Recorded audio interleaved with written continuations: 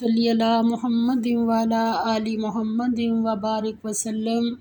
سورۃ البقرہ آیت نمبر 168 سے لے کر 176 تک۔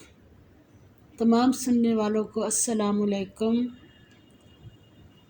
آج ہم شروع کرتے ہیں اس رکوع میں ان اصولی باتوں کی تلقین کے بعد اب یہاں سے پیچھے سے ہم جو پڑھی ہیں اصول، اب اس کے بعد یہاں سے دیگر جزوی مسائل اور ان کے احکام بیان ہو رہے ہیں۔ آئیے دیکھ لیتے ہیں۔ اللہ تعالیٰ فرماتے ہیں یا ایھا الناس، اے لوگو، کلو کھاؤ، مما اس میں سے جو فی الارض زمین میں، حلال، طیباً پاکیزہ، ولا اور نہ تتبعوا پیروی کرو، خطواتی قدموں کی، الشیطانی شیطان کے، انہ بے شک وہ، لکم تمہارا، عدوٌ دشمن ہے، مبین کھلا۔ فرمایا لوگو، جو چیزیں زمین میں حلال طیب ہیں وہ کھاؤ، یعنی گرہ کھول دی گئی، پابندی ہٹا دی گئی۔ نجات 3 چیزوں میں ہے: حلال کھانا، فرائض ادا کرنا، اور آپ صلی اللہ علیہ وسلم کی سنت کا اتباع کرنا۔ طیب کا معنی شرعی طور پر پاک ہونا بھی ہے اور طبعی طور پر مرغوب ہونا بھی ہے کہ جس کو دل بھی کرے کھانے کو۔ اور آگے اللہ تعالیٰ فرماتے ہیں کہ حلال طیب چیزیں کھاؤ اور کیا کرو، اور شیطان کے قدموں پر نہ چلو، وہ تمہارا کھلا دشمن ہے۔ اس میں بات کیا ہے کہ عالمگیر گمراہیوں میں سے ایک بنیادی گمراہی یہ تھی کہ وسائل رزق کیسے حاصل ہوں، اور ان کا مصرف اور کھانے پینے کے معاملے میں بے اصل خود ساختہ پابندیاں لگائی جاتی تھیں۔ دینی نقطہ نظر سے انسان نے اس راہ میں توہم پرستی اختیار کی۔ ظاہر ہے جو جماعت ذہنی طور پر توہم پرستی کا شکار ہو وہ کبھی بھی آزادی کے ساتھ ترقی نہیں کر سکتی۔ یہاں ان تمام باتوں کا ازالہ کیا گیا ہے۔ اللہ تعالیٰ نے اس میں بتا دیا کہ اللہ نے انسان کی غذا کے لیے جس قدر اچھی چیزیں زمین میں مہیا کی ہیں وہ حلال اور پاکیزہ ہیں، سب شوق سے کھانی چاہیے، اور بے اصل من گھڑت باتیں جو پابندیاں سب شیطانی وسوسے ہیں۔ وہ چیز جو پاکیزہ نہیں وہ روح اور جسم کے لیے بھی مضر ہے، اور وہ مال جو ناجائز طور پر حاصل کیا گیا ہو اس کا استعمال اور کھانا بھی حرام ہے۔ آگے اللہ تعالیٰ فرماتے ہیں کہ شیطان کیا کرتا ہے، انما بے شک، یأمر، شیطان کے قدموں پر نہ چلو، کیوں، وہ تمہارا کھلا دشمن ہے، اور کرتا کیا، انما بے شک، یأمرکم، وہ حکم دیتا ہے تم کو، بالسوء برائی کا، والفحشاء اور بے حیائی کا، وان اور یہ کہ تقولوا تم کہو، علی اللہ اللہ پر، ما لا جو کچھ نہیں، تعلمون تم جانتے۔ آگے فرمایا وَإِذَا اور جب قیلا کہا جاتا ہے، لہم ان کو، اتبعوا پیروی کرو، ما جو انزل نازل فرمایا اللہ نے، تو آگے سے جواب کیا ملتا ہے، قالوا کہتے ہیں، بلکہ، نتبع ہم پیروی کریں گے، ما اس کی کہ، الفینا ہم نے پایا، علیہ جس پر، آباءنا باپ دادا کو۔ باپ دادا میں باپ دادا اور چچا ماموں سارے ہی آ جاتے ہیں، ان سب کے پیچھے انسان لگتا ہے، تو کہتے ہیں کہ ہم تو ان کے پیچھے لگیں گے، باپ دادا کے۔ اللہ تعالیٰ نے اس کا جواب پوچھا ہے۔ اللہ تعالیٰ فرماتے ہیں اولو بھلا کیا اگر، فرمایا بھلا اگر، کانا ہوں، آباؤہم باپ دادا ان کے، لا یعقلون نہ عقل سے کام لیتے، کتنی، شیئاً کچھ، ولا اور نہ، یہتدون ہدایت پر ہوں۔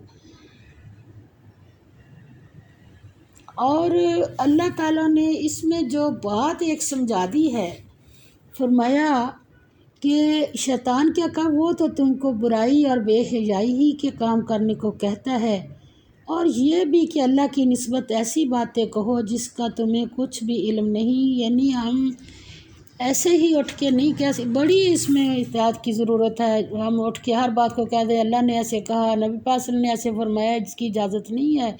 نہ ثواب بتا سکتے ہیں اپنی مرضی سے، نہ گناہ بتا سکتے ہیں، جیسے اللہ نے قرآن پاک میں اور جیسے نبی پاک صلی اللہ علیہ وسلم کے فرمان ہیں ہم نے ایسے ہی کرنا ہے۔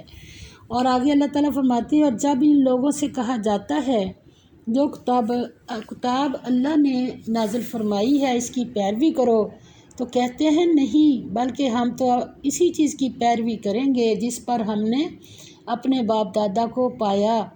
تو باپ دادا اگر تو صحیح راستے پر ہیں اللہ کے حکم کے مطابق تو الحمدللہ، اگر نہیں ہے تو پھر ہمیں اجازت نہیں ہے کہ ہم ان کی پیروی کریں۔ اب ہمیں پتہ چل گیا کہ اسلام کیا ہے، اسلام نے کہاں سے منع کیا ہے، کس سے، تو پھر باپ دادا کے پیچھے لگنے کی اجازت نہیں ہے۔ آگے فرمایا، اللہ تعالیٰ فرماتے ہیں، بھلا اگر ان کے باپ دادا نہ کچھ سمجھتے ہوں اور نہ سیدھے راستے پر ہوں تب بھی وہ انہی کی تقلید کیے جائیں گے۔ یہ بڑی اہم بات ہے، اللہ اس سے بھی ہمیں ہماری حفاظت فرمائے۔ اور آگے فرمایا، وَمَثَلُ، اور مثال، الذین، ان لوگوں کی جنہوں نے کفر کیا، کمثل، ایسی ہے جیسی الذی، اس شخص کی جو ینعق، آواز دیتا ہے، بما، اس کو جو لا یسمع، نہیں سنتا، الا، مگر دعاء، پکارنا، و نداء، اور چلانا، صم، بہرے ہیں، بکم، گونگے ہیں، عمی، اندھے ہیں، فہم، پس وہ، لا یعقلون، نہیں سمجھتے۔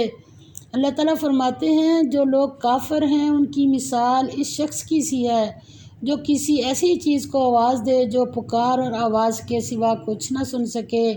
یہ بہرے ہیں، گونگے ہیں، اندھے ہیں کہ کچھ سمجھ ہی نہیں سکتے، یعنی جتنی مرضی ان کو اللہ کی باتیں سناؤ، اب ان کے یہ سنتے ہی نہیں ہیں، جب سننے کو دل نہیں کرتا تو پھر سمجھ میں بھی نہیں آتی، ایسے ہیں۔ اور آگے اللہ تعالیٰ نے پھر آ گئی بات کھانے پینے کی، دیکھیں یہ بڑا اہم پوائنٹ ہے۔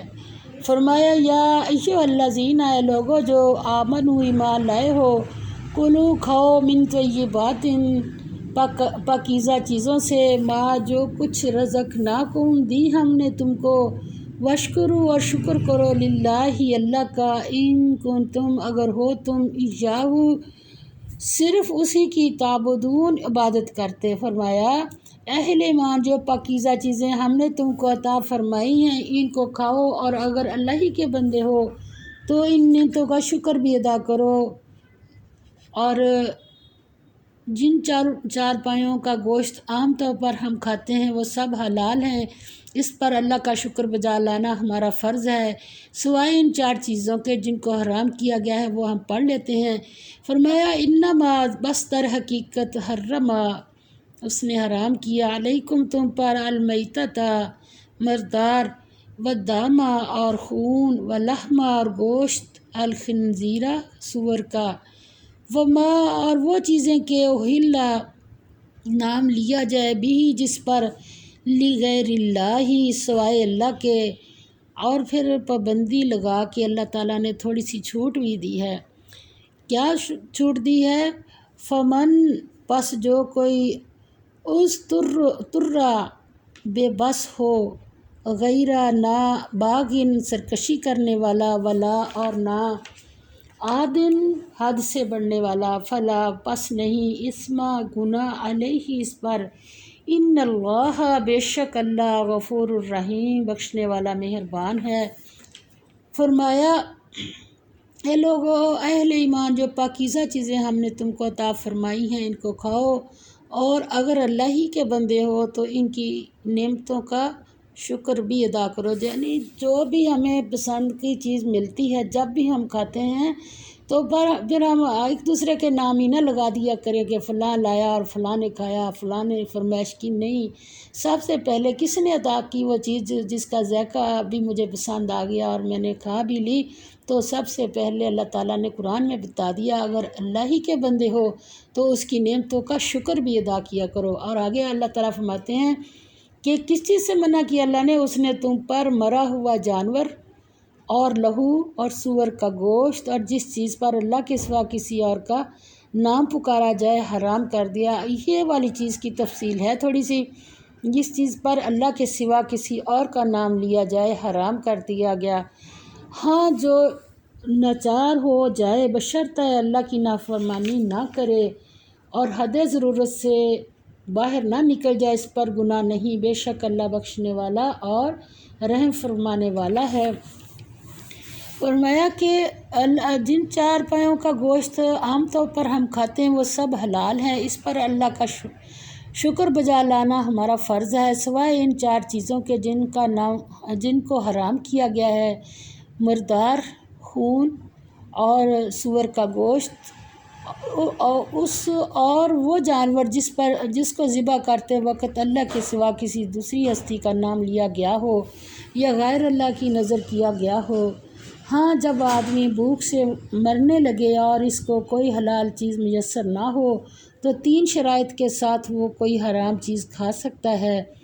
آدمی بالکل بے بس اور مجبور ہو جائے، مرنے کے قریب ہو جائے، باغی اور نافرمان بن کر نہ کھائے، دوسرا نمبر، اور تیسرا نمبر کھانے میں زیادتی نہ کرے، جان بچانے کی ضرورت بقدر ضرورت استعمال کرے اور بس۔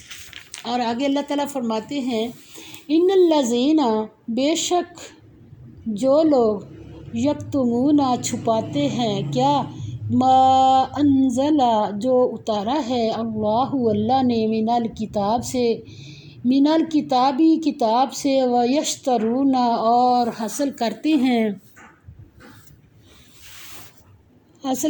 ہیں بھی ساتھ اس کے ثمناً قیمت، قلیلاً تھوڑی سی، اولئک یہ لوگ ما نہیں یأکلون کھاتے فی بطونہم پیٹوں میں اپنے، الا مگر النار آگ، استغفار یا اللہ معاف فرما دے، ولا اور نہیں یکلمہم بات کرے گا ان سے اللہ یوم القیامتی دن قیامت کے، ولا یزکیہم اور نا پاک کرے گا ان کو، ولہم اور ان کے لیے عذاب علیم دردناک عذاب تیار ہے۔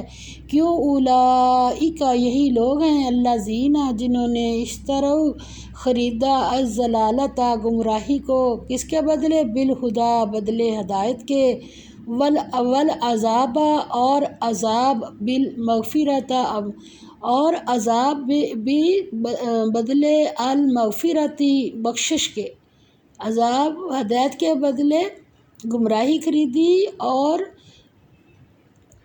کیا کیا جنہوں نے ہدایت چھوڑ کر گمراہی اور بخشش کو چھوڑ کر عذاب خریدا۔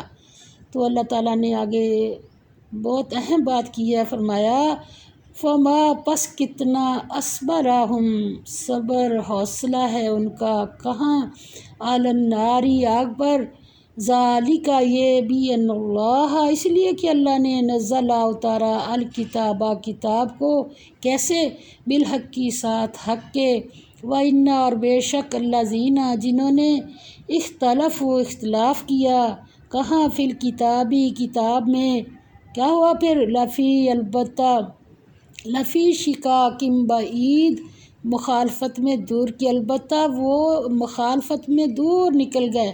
تو اللہ تعالیٰ فرماتے ہیں جو لوگ اللہ کی کتاب سے ان آیتوں اور ہدایتوں کو جو اللہ نے نازل فرمائی ہیں چھپاتے ہیں اور اس کے بدلے تھوڑی سی قیمت یعنی دنیوی منافع حاصل کرتے ہیں، وہ اپنے پیٹوں میں محض آگ بھرتے ہیں، ایسے لوگوں سے اللہ قیامت کے دن نہ کلام کرے گا اور نہ ان کو گناہوں سے پاک کرے گا، اور ان کے لیے دکھ دینے والا عذاب ہے۔ یہ وہ لوگ ہیں جنہوں نے ہدایت چھوڑ کر گمراہی اور بخشش کو چھوڑ کر عذاب خریدا، یہ آتش جہنم کی کیسی برداشت کرنے والے ہیں۔ یہ اس لیے کہ اللہ نے کتاب سچائی کے ساتھ نازل فرمائی، اور جن لوگوں نے اس کتاب میں اختلاف کیا، کیوں کیا؟ وہ ضد میں آ کر نیکی سے دور ہو گئے، اہل کتاب تھے، ضد کی وجہ سے۔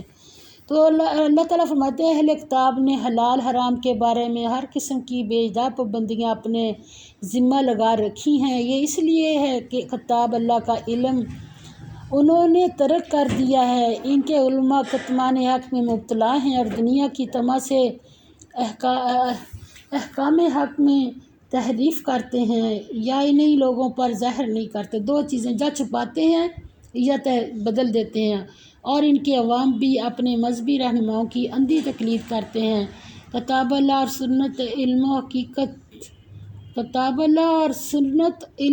حقیقت ہے، یعنی صحیح علم ہے، اور اختلاف جہل و ظن سے پیدا ہوتا ہے۔ جب علم و حقیقت کا چراغ روشن ہو جائے تو اختلاف کے اندھیرے باقی نہیں رہتے۔ پھر جو لوگ کتاب اللہ قرآن کے آنے کے بعد بھی اختلاف کرتے ہیں اور الگ الگ فرقہ بندیوں سے دین کی وحدت کھو دیتے ہیں تو وہ شقاق بعید میں پڑ جاتے ہیں، یعنی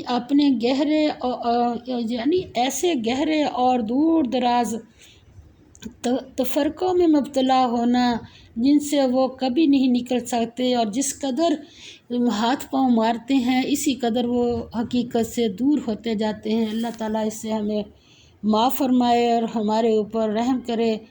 جو بھی بات ہو ہم قرآن سے بھی دیکھیں اپنی، اور اللہ کی بات ہو وہ دل کو بھی لگتی ہے۔ اللہ تعالیٰ ہمارے اوپر رحم فرمائے اور ہمیں قرآن اور نبی پاک صلی اللہ علیہ وسلم کی سنت پر عمل کرنے کی توفیق عطا فرمائے۔ وآخر دعوانا الحمد للہ رب العالمین۔